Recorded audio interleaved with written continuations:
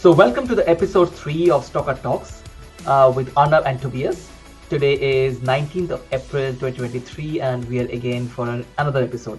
Welcome, Tobias. Hey Arnab, how are you doing? Good. Nice to see nice you. Day. So just a quick, we want to give a quick background for our listeners today, what we're going to talk about in today's episode. So just for the listeners, we have divided this segment into two parts, part A and part B. Part A today we'll talk about the Operation Choke Point, Gary Gensler, and all these activities happening in US and what the impact will have in Europe and the rest of the world in terms of crypto companies are concerned.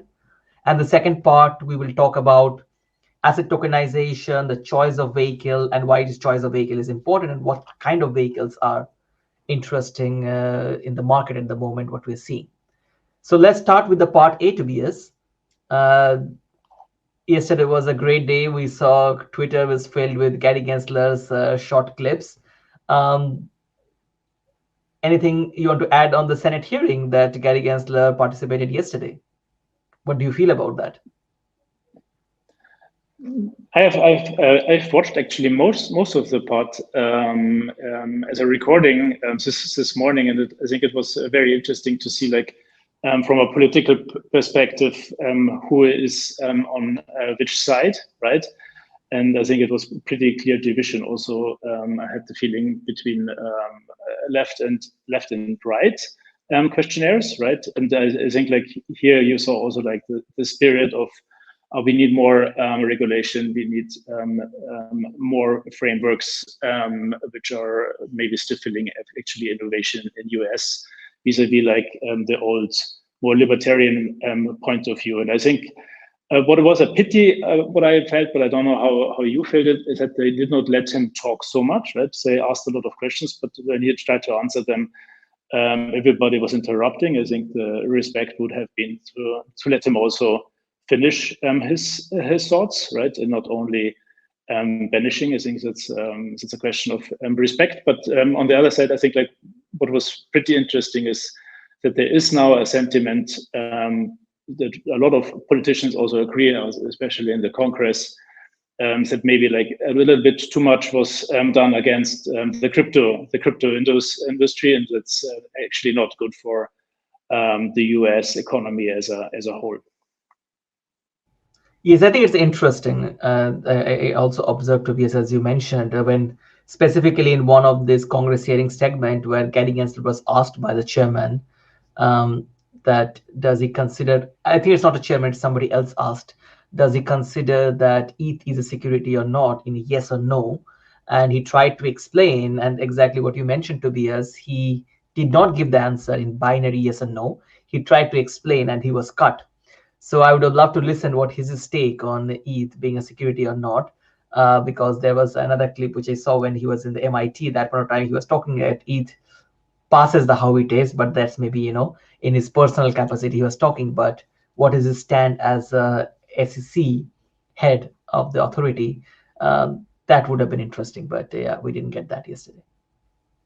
Yeah, and I think what is still interesting, I think that the US is still struggling to understand their own securities laws, and I think it's pretty scandalous. I remember when I have been, like, the first time in 2017 invited to a closed Wharton event, and we were discussing securities laws and the Howey test. The Howey test, which is always determining whether it's a security, specifically an investment contract, and or not.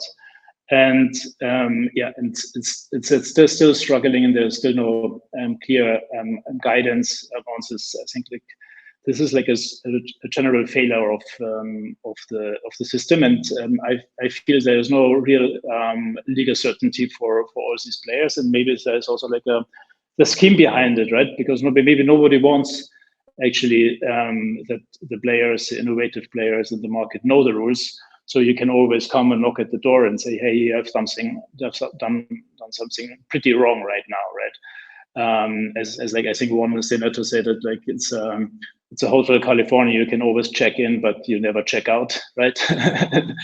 and I think it's yeah, it's definitely a problem for the industry, and it's sad on the one side, and I think, but it's also good that we, for example, we are established in Europe, and we have clear-cut rules, right? We with MiCA right now, and also with the pilot regime, we know what a security is, we know what a utility token is, we know what like the rules around it, and we have pretty good guidance and in a sense legal certainty, and so that's definitely, I would say, in the moment, definitely an advantage vis-a-vis the US was struggling with this kind of concepts, voluntarily, intentionally, for whatever reasons. I don't know what your views is on this.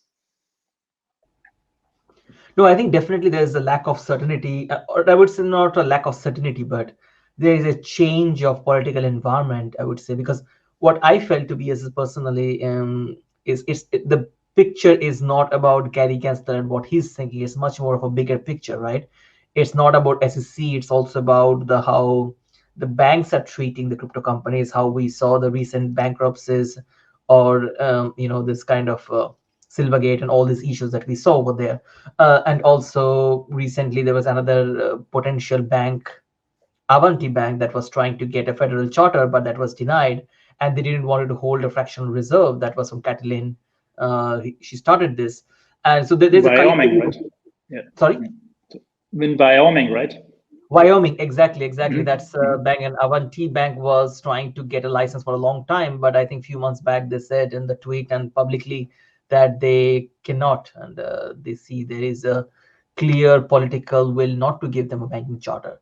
And this is, I think, that all this thing I feel is much more a bigger picture. And if you have any, because I know in the privately you're telling me before we started this recording that there are some interesting document on that, but I would like you to shed light on that, because I think personally, I think it's much more a bigger picture. It's not just one regulator fighting like SEC fighting with CFTC or something like that.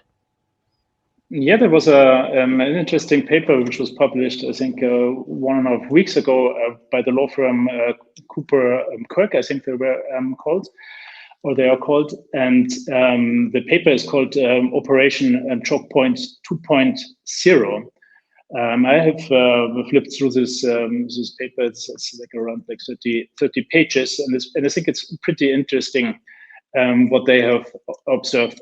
Obviously, they have already they were instrumental in the first paper, Choke Point 1.0, where they were claiming that like pawn shops and the like did not have access to the banking system, and that they were intentionally cut off because the business activity was not in the liking of the administration.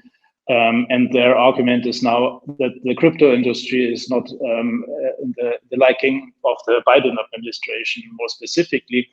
And I think one point which I found pretty interesting in this paper is that this specific rule of having like banking access for every legal industry was terminated immediately after the Biden administration came to power, right? So definitely, and I think in this context, what you also say there, you see definitely like a sort of like a scheme and an intention actually going against this specific industry, and then the question is, you can think about why, right? What is like the intention, and I think everybody has a different idea about it. I think in general, I think they lost a little bit. The US lost a little bit like the belief in their capitalistic system and in the free markets, and I think this is like a general theme which you can observe more or less everywhere in the Western world, but specifically in US. So it's totally different than originally, when the US was like really like a driving motor for innovation, right? And you wanted that business grow. Now you have like to be in line with this general political thinking that you can make business in US, and that's obviously much more complex. And I think that other point, what I was thinking of also, and I think a lot of comments in general, and you can see in the Twitter space and critics, also like more from the libertarian side, is that they think that, okay, crypto is maybe like a real competition also for the US dollar as such, and also like for the reserve currency, and also the control actually over the banking system. I think this is like something the US, the Janet Yellen, the administration is really worried about, and specifically now also in the global economic or geopolitical context with a lot of sanctions, because obviously that's much more complex to regulate something which you don't control yourself, or what you yourself issue, right? And I think this is like something, as you say, I think we have also to see it in a broader context and not only blame it on the, the poor Gary Gensler who gets grilled by everybody, right? He is just like a sort of a figure there, no? Yeah, I think you need somebody to be, holding the gun on the shoulder, right?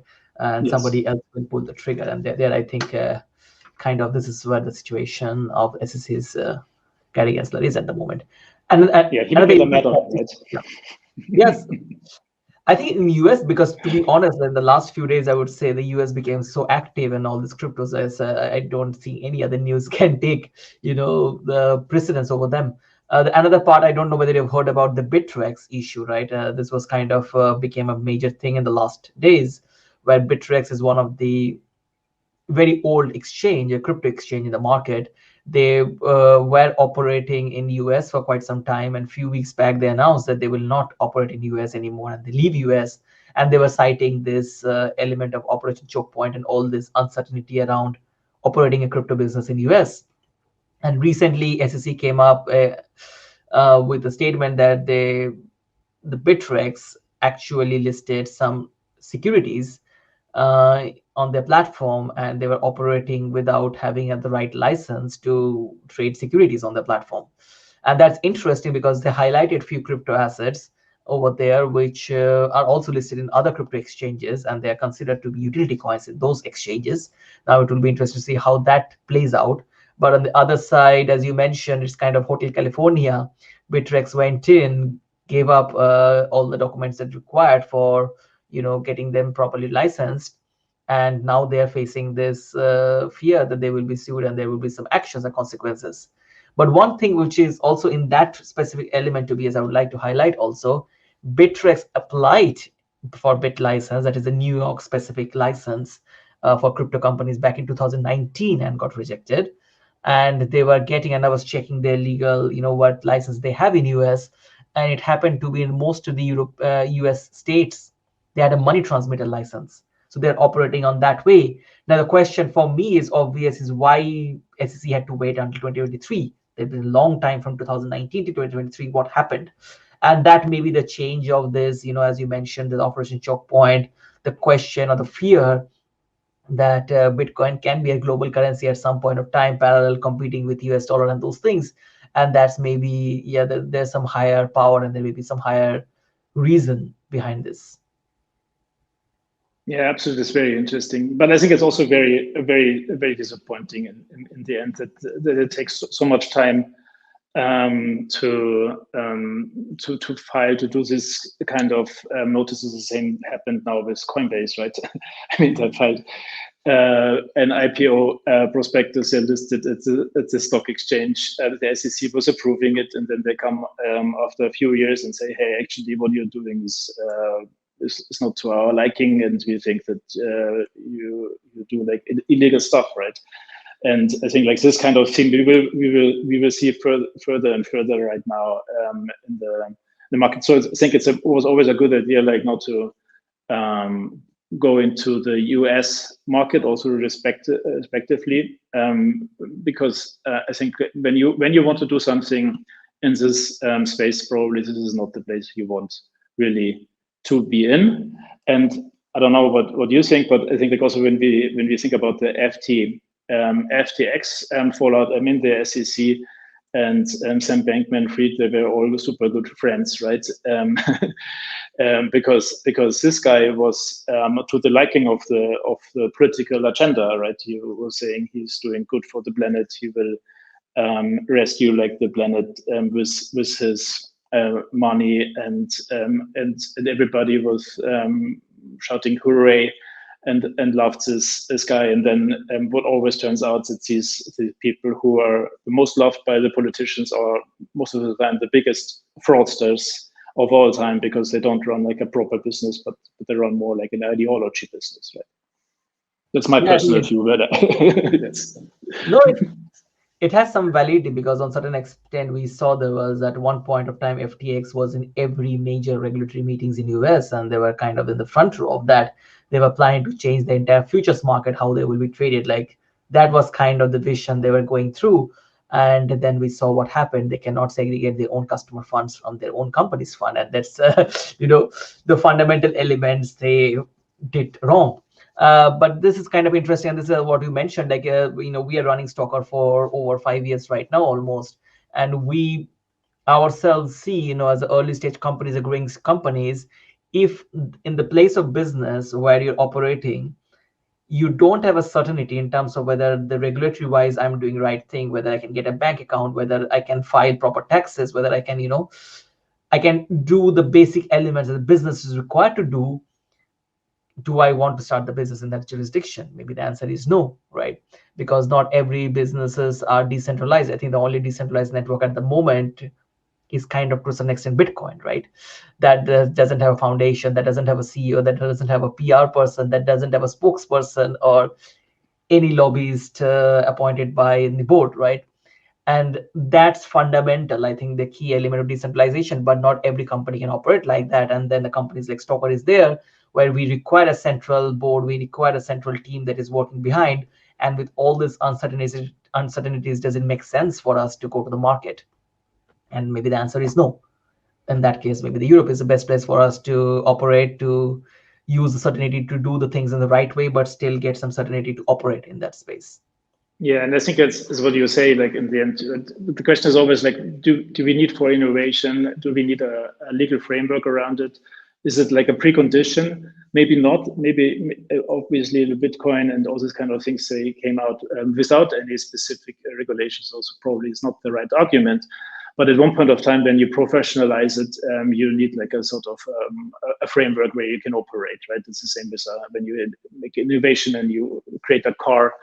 And you have like more cars on the streets. Maybe at one point of time you need then traffic lights and the light, and regulation should always come and adapt actually to the industry, but not come and say, yeah, but like 3 years ago you were driving over this crossroad, we have not put on a red light, but however we consider that you did an infringement, right?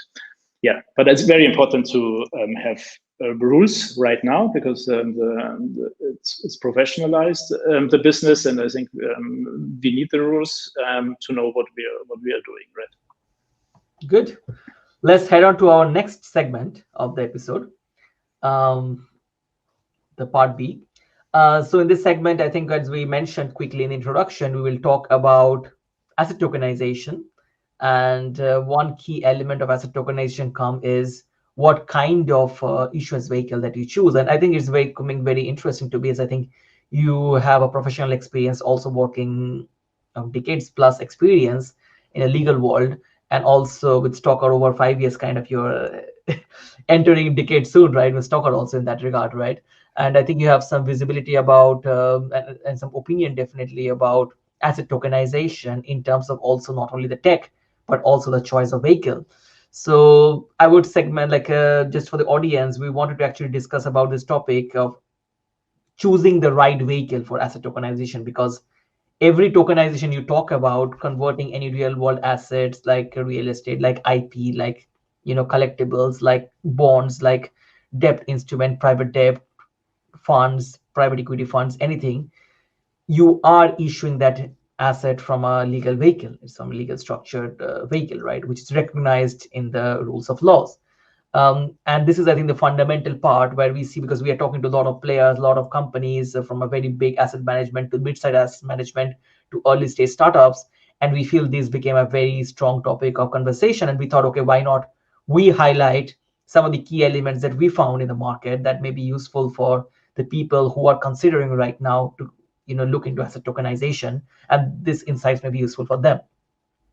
So Tobias, for me, I think to start the segment is I would like to maybe ask you a question on this point is what drives, and this is kind of from your experience, what you see, what drive the decision making to choose a right vehicle for any investment structure? It doesn't have to be an asset tokenization specific, but choosing any investment vehicle. What are the key elements that you consider are critical when somebody is thinking of issuing an asset? Yeah, I think it's a fantastic question, and indeed, I think like this should be always the first question to ask before setting anything up in the investment world. Is like what is driving who are your investors, and who is actually the person who is like seeking funding and who is issuing like maybe then the financial instruments to the investors. And from my experience, what I have always seen, I think, is a very crucial point is that you exactly know what are the rules you're getting into. This also connects what we have said before, right? So you have a sort of a legal framework which you can understand and which you can adapt to your asset structuring needs. And this is, and the second point, in my opinion, is the flexibility, right? You can have a framework within you can actually then play and make it perfect for the purpose of issuing financial instruments to your investors. So, and this is kind of the things that you have also considered when you are structuring for other clients in their professional life and you're working as a lawyer. So it's the same perspective that you consider at that point, or it's something new when we started tokenization in specific sense? No, this is exactly like, I think, like an overarching questions, right? And we are, for example, in Luxembourg for exactly that reason, right? Because Luxembourg is a financial hub, which has a lot of very flexible and very concrete and good frameworks to set up investment structures. And one is definitely the super flexible securitization law in Luxembourg. Mm-hmm. Which came, I think, like over the last years, which got more and more popular because also like the law has changed and was adapted, and more players in the asset management world, they use these securitization structures to setting up vehicles. So it's like a continuous trend over the last 5-10 years. I would say 10 years ago you set up more investment funds and the like, and I think like now the trend is clearly going into in the direction of securitization. So that's an overarching market trend, and I think for asset tokenization, it's even more interesting because you have all the flexibility you need with securitization structures to also to tokenize and in the end your securities.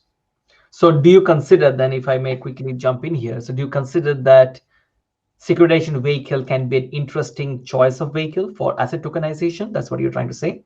Mm-hmm. Yeah, absolutely. I would definitely underline this. I think securitization structures are really made for it, and there are several reasons for this. I don't. Okay. No, we want to talk about maybe the reasons also why it is very interesting. And I think one is definitely what I mentioned already, like you have like a flexibility in terms of what kind of legal form you are creating. So you have like many legal forms in Luxembourg which are available, but you can also set it up as a fund, interestingly, or as a limited partnership, and or as a stock corporation. They have a lot of like possibilities to create your own legal form around it. And I think another point is definitely like the assets, what you can. I may jump in, Tobias. Yes. Sorry to interrupt maybe quickly, because maybe for some of the audience that we have, maybe they do not know what a securitization vehicle is. Maybe if you can go back one step back, a little bit give a color, because I understand that you're coming from that industry, but maybe not many people are aware. So maybe you give a color. What is a securitization vehicle is, and how, because many people knows about private limited companies, stock corporations, and all those things. how this structure is different from the traditional companies that we know. Yeah. So when you invest into a company, right? It's like a stock corporation, and you buy shares. You have like a very stiff framework. So okay, I'm actually participating in the operational success of this specific entity. Where securitization is different to that, is that securitization allows actually to put any asset into like a packaged product, right? Like we call it, like, for example, a compartment. And you make this specific asset accessible to your investors. Let's say, for example, you can say, okay, I'm securitizing the rental income of a real estate. I can securitize the royalty stream from music rights, right? I have a lot of flexibility in terms of connecting actually financial instruments with an underlying assets, and I think that what securitization mainly does, they call it like transfer of risks, in this sense that you make actually available like the fruits, if you like, of such an assets to your investors directly, without being captured in operational constraints, very different than when you're investing specifically into a normal operational company, in this sense, because you know exactly from the beginning what you're buying into, and you're also secured in this sense. So what you're saying is like the securitization vehicles are not traditionally run an operating company, right? Yes. Precisely. So it's just absolutely. They're not traditionally running like as you don't have like the mixture actually what you, for example, like what we also saw with FTX or Celsius and all these kind of fallouts, but also what we see in other structures is that when you invest into a company, you're exposed to all the risks around it, right? Maybe they have investments, they have but they have also operational risks. They have a lot of like regulatory risks and managerial risks, right? When you set up a securitization vehicle, okay, I'm getting actually the returns of a specific asset, right? And there's not much discretionary choice by the management of that vehicle for the investors, so they really know what they're getting from the start when they're investing. And I think that's the main difference to classical corporate structures, but even like for fund structures where you have portfolio management and the like. So you have always like these managerial risks. Even this is now also allowed under Luxembourg securitization law. So they open this up, even up. So you can do a little bit of portfolio creation, let's say, not too much management. Thanks a lot, Tobias, for the insights. I think that's maybe quite useful. So just for the information for the audience, we will discuss more about the securitization vehicle in our next episodes, because this is a big topic and it's quite a lot of information out there. I think I have also a lot of questions for you, Tobias, that I would like to also discuss in this episodes. So that's it for today. We are signing off, and hope the episode was interesting, and hope the conversation that me and Tobias had gave some insights about the market, gave some insights about the asset tokenization world. Please also feel free to write in the comment section what you feel, what we should include, what we should not include. That will help us to to make our episodes much better and much more content worthy. That is what we are trying to create at the moment. Thank you also, Tobias, for your time. Thanks for Arnab, taking this time, and see you soon. Yeah, ciao. Ciao. Okay. Bye-bye.